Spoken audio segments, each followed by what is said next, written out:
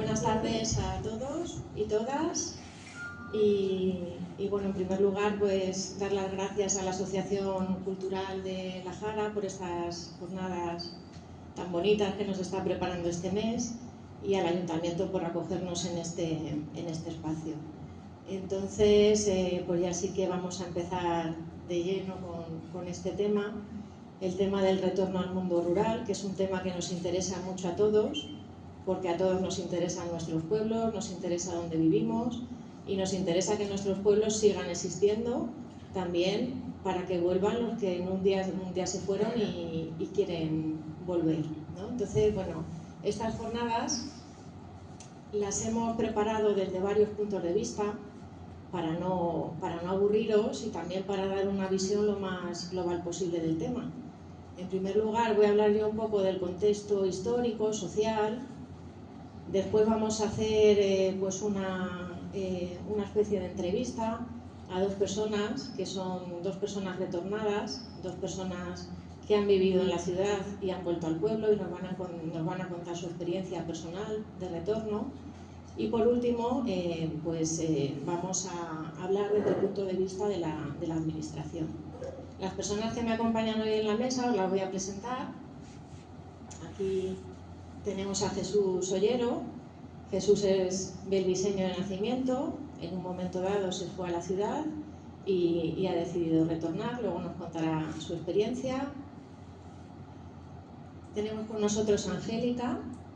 Angélica es nacida en una ciudad y ha vivido allí, pero tiene raíces aquí en La Jara y en el mundo rural, y en un momento dado pues también decidió volver al mundo rural.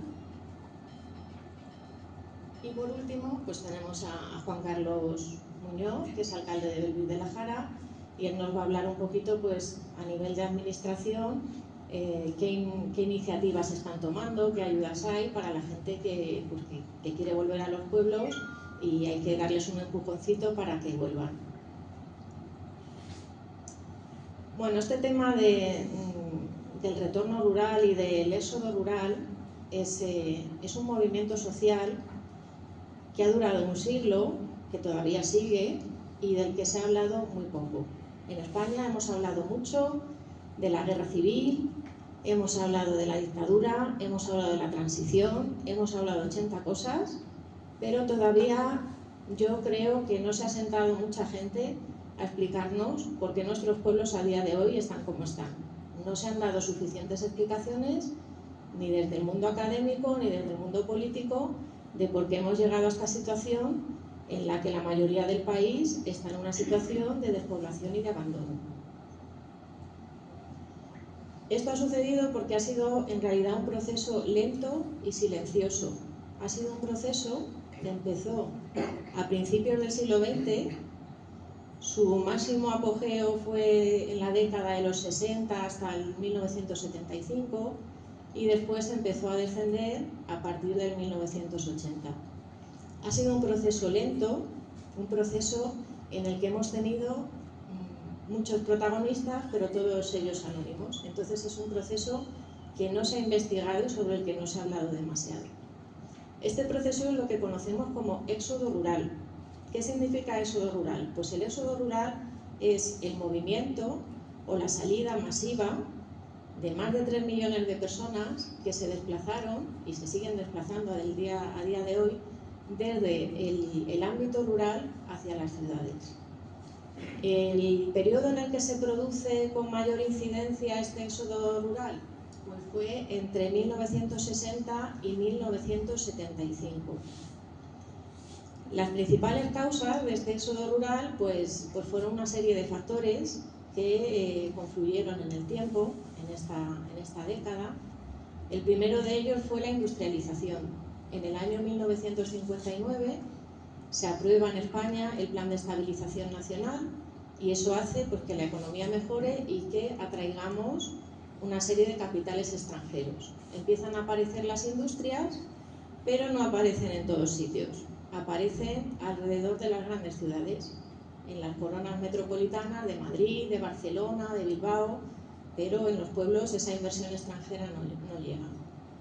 Después también se produce el fenómeno de la mecanización de los trabajos agrícolas.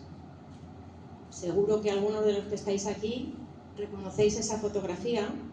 Esa fotografía es el servicio de extensión agraria en Talavera. Existía una agencia de extensión agraria que aconsejaba, asesoraba a los agricultores, porque en esa década pues, intentamos copiar el modelo americano para intentar que el campo fuera más productivo y poder vender nuestros productos al resto del mundo y mejorar la economía desde la agricultura. ¿Eso qué implicó? Pues que aparecieran máquinas en el campo. Con las máquinas en el campo hubo un excedente de mano de obra que se tuvo que ir a las ciudades a buscar trabajo. Y el tercer factor que influyó en todo esto pues fue también las expectativas que tenía la gente en ese momento. En ese momento todo el mundo tenía ganas de progresar, quería mejores servicios, quería educación para sus hijos, quería que sus hijos fueran ingenieros, médicos, y eso en un pueblo era muy difícil. Entonces mucha gente también se fue a las grandes ciudades para que sus hijos pudieran estudiar, para que tuvieran una sanidad. En este proceso, como os decía antes, hubo muchos protagonistas, pero todos ellos anónimos.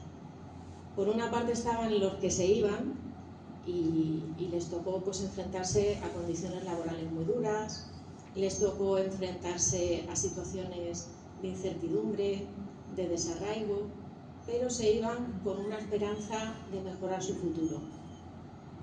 También teníamos a otros protagonistas que eran los que se quedaron en el pueblo. Los que se quedaron en el pueblo se llevaron la peor parte. Se quedaron con sentimientos de tristeza, de abandono, impotencia y sobre todo con sensación de que no había oportunidades. Todo esto, que en realidad fue un drama, porque esto supuso que muchas familias se tuvieran que separar, gente que vivía desarraigada, muy lejos de donde había estado siempre su casa, su hogar. Todo esto se nos vendió como progreso y como alegría. Y aparecieron una serie de estereotipos que venían del mundo del cine, del mundo de la televisión, y entonces se nos presentaban por una parte siempre en positivo las figuras, los estereotipos que venían de la ciudad, y en negativo los estereotipos que venían del mundo rural. Entonces, ¿qué pasa? Pues que a la gente de ciudad siempre se le representaba como gente guapa, gente alegre, gente artística, y todo el mundo quería ser de ciudad porque todo el mundo quería ser así. Y la gente de pueblo se convirtió en personajes de risa, en personajes de humor, gente caricaturizada, gente de la que nos podíamos reír por su manera de hablar, por su manera de vestir, por sus costumbres, incluso a veces hasta por sus creencias. Aparecieron dos mundos radicalmente diferentes dentro de un mismo país. Existían dos mundos que físicamente estaban muy cerca, pero en cuestión de estilos de vida, de oportunidades, de servicios, eran radicalmente distintos dentro de un mismo país. También se producía en los pueblos el efecto llamada, y esto es muy humano, esto nos ha pasado a todos. Aquí venía uno a ver a sus padres el fin de semana y todo estaba muy bien. La vida en Madrid era estupenda, era facilísimo ganar dinero, venías con un coche, todo muy bien, muy bien. Lo malo se lo callaban. Entonces, ¿qué pasa? Pues el primo que estaba aquí veía que uno venía con el coche y decía, joder, qué fácil es ganar dinero en Madrid. Y a la semana siguiente estaban 2 o 3 primos, se presentaban en Madrid a ver si les colocaban en la fábrica donde trabajaba su primo o a ver si encontraban algo, porque también querían un coche y querían dinero fácil. La realidad era muy diferente, pero esto es muy humano, pues casi siempre tendemos un poquito a exagerar lo bien que nos va, y eso a veces genera un efecto llamada, y realmente se fue más gente a las ciudades de lo que la ciudad podía absorber. Ha habido momentos en los que en las ciudades ha habido grandes crisis de paro porque ha ido más gente a la ciudad de la que tenía allí trabajo. Desde el cine, pues todo lo que nos contaban sobre el mundo rural era tremendo, era tremendo. No había películas positivas sobre los pueblos. Yo no sé si alguien, después de ver Los Santos Inocentes, le quedaron ganas de volver a trabajar en una labranza o de irse a vivir a un pueblo, porque es verdad que las realidades que nos presentaban eran muy crudas y muy duras. Y desde la prensa, pues exactamente igual.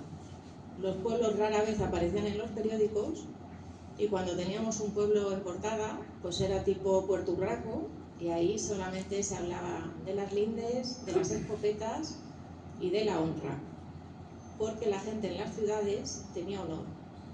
El honor es algo que uno consigue por mérito. El honor, la fama. En los pueblos hablamos de la honra y la honra tiene que ver mucho con el qué dirán. Entonces, pues también la imagen que se daba un poco en la prensa es de esas sociedades rurales cerradas, donde todo el mundo te va a criticar y donde tienes que defender tu honra porque ¿qué van a decir de ti tus vecinos, ¿no? Entonces, bueno, pues se extendió también ese estereotipo de que en los pueblos no había libertad porque todo el mundo te criticaba y porque había ahí cuestiones que pesaban, pues eso como la honra. Pero bueno, en todas las sociedades hay gente que se cuestiona todo. Y en los años 80 aproximadamente hubo movimientos antisistema. Unos lo llamaron hippies, otros lo llamaron melenas, otros... cada sitio recibían un nombre. Pero estos eran los hijos de los que se fueron en los años 60, que no fueron ingenieros, como habían pensado sus padres, y que llegó un momento en que dijeron, pues yo no veo que esté tan bien vivir aquí en una mole de edificios en Leganés, tardar 2 horas en llegar a mi trabajo, estar trabajando 10 horas en la fábrica y no tener apenas dinero. Entonces esta gente empezó a cuestionarse que en las ciudades no se vivía bien, que la ciudad era mala y querían un retorno al campo, un retorno a la naturaleza, ¿vale? Aparecieron las comunas, las primeras comunas en pueblos de España. Entonces, la idea estuvo muy bien, lo que pasa es que luego en la ejecución pues fallaron un poquito. No lo pensaron bien, no tenían un proyecto productivo demasiado elaborado y entonces pues el tema de las comunas se les fue un poco de las manos. Pero esa idea caló, esa idea de a lo mejor estamos empezando a tener problemas en las ciudades, los políticos se hicieron eco de esa idea. Y a partir de los años 90 sí que es verdad que empezaron a ver el problema. Dijeron, el 90% del territorio español está desocupado y el 90% de la población española vive en el 10% del territorio nacional. Y esto está generando problemas de contaminación, problemas de falta de vivienda, problemas sociales. Entonces dijeron, aquí pasa algo. Esta idea que empezó en los años 90 es lo que ahora conocemos como la España vaciada. Hablamos de España vaciada porque no es lo mismo decir España vaciada que España vacía. España en sus pueblos no está vacía. Hay gente que todavía vive en los pueblos, gente que es importante, que tiene sus valores, que tiene sus necesidades sociales. Es una España vaciada pues porque es una España que se ha dejado morir. Es una España en la que no se ha invertido, en la que hemos ido vaciando esa España de colegios, de carreteras, de ayudas económicas. Entonces, el término España vacía hace mucho tiempo que dejamos de utilizarlo y se sustituyó por el de España vaciada. ¿Por qué